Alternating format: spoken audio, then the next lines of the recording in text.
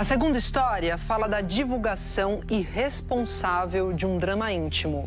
Na carta que publicou ontem, a atriz Clara Castanho diz que foi violentada não só pelo homem que a estuprou, mas também pelo julgamento das pessoas. É o relato mais difícil da minha vida. Pensei que levaria essa dor e esse peso somente comigo. Esta é a primeira frase da carta divulgada ontem pela atriz Clara Castanho, de 21 anos, em sua rede social. Ela veio a público esclarecer uma situação íntima e dolorosa que vem sendo exposta nas redes sociais e ganhou repercussão nos últimos dias. Clara contou na carta que foi vítima de um estupro, teve o bebê e o entregou para a adoção, seguindo todos os trâmites legais. A atriz não queria expor esse episódio de sua vida, mas sites e redes de fofocas trouxeram não só a história a público, mas também especulações e ataques à atriz. Tudo começou com um post do jornalista Matheus Baldi no dia 24 de maio, dizendo que Clara teria dado à luz a uma criança. A pedido da própria atriz, o post foi apagado. Mas a notícia se espalhou. Na última quinta-feira, a apresentadora Antônia Fontinelli incitou ainda mais os comentários contra Clara na internet. Sem citar nomes, ela disse em uma live em tom bastante agressivo que uma atriz de 21 anos teria engravidado e entregue o bebê para a adoção.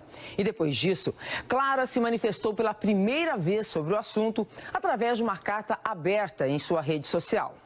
Fui estuprada. Relembrar esse episódio traz uma sensação de morte, porque algo morreu em mim.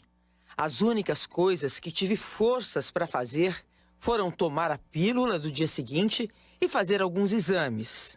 Meses depois, comecei a passar mal. O médico sinalizou que podia ser uma gastrite, uma hérnia estrangulada ou um mioma. Fiz uma tomografia e o exame foi interrompido às pressas. Fui informada que eu gerava um feto no meu útero. Sim, eu estava quase no final da gestação quando eu soube. Meu mundo caiu. Clara conta que seguia menstruando normalmente e que não havia ganhado peso. E que ao contar para o médico que tinha sido estuprada, se sentiu violada e culpada novamente. Esse profissional me obrigou a ouvir o coração da criança. Disse que 50% do DNA eram meus e que eu seria obrigada a amá-la. Eu não tinha e não tenho condições emocionais para dar a essa criança o amor, o cuidado e tudo que ela merece ter. Procurei uma advogada e tomei a decisão de fazer uma entrega direta para a adoção. Passei por todos os trâmites: psicóloga, Ministério Público, juíza, audiência, todas as etapas obrigatórias. Um processo que, pela própria lei, garante sigilo para mim e para a criança. Essa advogada explica que mesmo que Clara não tivesse sido estuprada, ela poderia legalmente entregar a criança para a adoção. Toda mulher, ainda que não seja vítima de um estupro, queira não ficar com um bebê, ela tem esse direito, inclusive o direito ao parto de maneira sigilosa. Na carta, Clara diz ainda que no dia que o bebê nasceu, na sala de cirurgia, ela foi abordada e ameaçada por uma enfermeira com as seguintes palavras: "Ah, imagine se tal colunista descobre essa história." E quando Clara voltou para o quarto, já tinha mensagens do colunista com todas as informações. Depois da divulgação da carta de Clara, o colunista Léo Dias, do site Metrópolis, publicou um texto detalhando o caso. A doutora Faida diz que tanto Léo Dias como Antônia Fontinelli podem responder por difamação. Muita gente se engana e diz assim: se eu não coloco o nome, então eu não viro réu em uma ação. Se todos os dados que você relata dão conta que é aquela mulher, você pode sim virar réu numa ação por difamação. Na carta, Clara diz ainda: "Vocês não têm noção da dor que eu sinto. Tudo o que eu fiz foi pensando em resguardar a vida e o futuro da criança. Cada passo está documentado e de acordo com a lei. Como mulher, Eu fui violentada primeiramente por um homem e agora sou reiteradamente violentada por tantas outras pessoas que me julgam. Ter que me pronunciar sobre um assunto tão íntimo e doloroso me faz ter que continuar vivendo essa angústia que carrego todos os dias.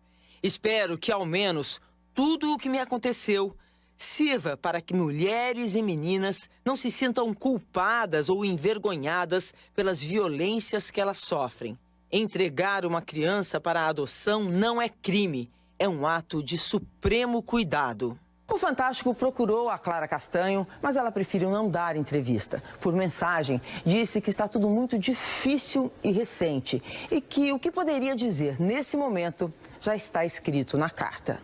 Clara termina a mensagem dizendo: eu vou tentar me reconstruir e conto com a compreensão de vocês para me ajudar a manter a privacidade que o momento exige. A exposição de uma história tão íntima, contra a vontade da Clara, causou indignação nas redes sociais. Que live, hein? Não tem vergonha de expor outra mulher como você fez? Como você tem coragem de agredir uma mulher vítima de estupro? Você não tem sororidade, empatia, humanidade. É preciso louvar a coragem de Clara Castanho e ser solidário com a sua dor. Atriz desde pequena, Clara fez novelas na Globo como Viver a Vida, Morde e Assopra e Além do Tempo. Fãs, amigos e colegas formaram uma imensa rede de solidariedade que está amparando a atriz. Como Paola Oliveira. Sinta-se acolhida por todos que te respeitam. É o que importa sempre, focar no respeito, amor, na justiça. Maísa escreveu: te amo pra sempre, estou com você. Zezé Mota: ninguém tem o direito de expor a dor de ninguém. Força, amada. Ludmila escreveu: sinta-se abraçada e conte comigo. Comentando as postagens de apoio, a atriz agradeceu a admiradores e aos colegas como Bruno Mazeu. Obrigada por esse cuidado tão grande. Obrigada. Nunca foi sobre fetos e crianças. Sempre foi sobre querer colocar regras e limites no nosso corpo. O hospital em que Clara foi atendida, na Grande São Paulo, disse em nota que abriu sindicância para apurar o caso e que se solidariza com a paciente e familiares.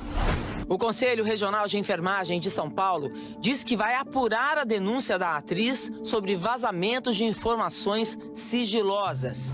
E o Conselho Federal de Enfermagem informa que determinou a apuração da ocorrência e que tomará todas as providências para a identificação dos responsáveis pelo vazamento de informações sigilosas.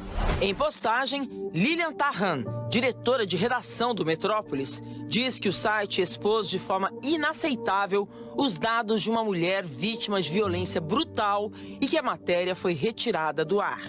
Hoje à tarde, o colunista Léo Dias pediu perdão à atriz. Ele diz que não deveria ter escrito nenhuma linha sobre esta história ou ter feito qualquer comentário sobre algo a respeito do qual não tem o direito de opinar. Também hoje em vídeo, Antônia Fontenelle tentou se eximir de responsabilidade sobre o episódio e não pediu desculpas. Como é que a gente pode analisar esses momentos tão dolorosos para a mulher esta semana? É muito triste ver que, ao invés de estarmos avançando nos direitos das mulheres, vendo os últimos dias, o que se apresenta é que estamos recuando. Mas a gente precisa unir forças para que estes tristes episódios não impeçam que a gente avance.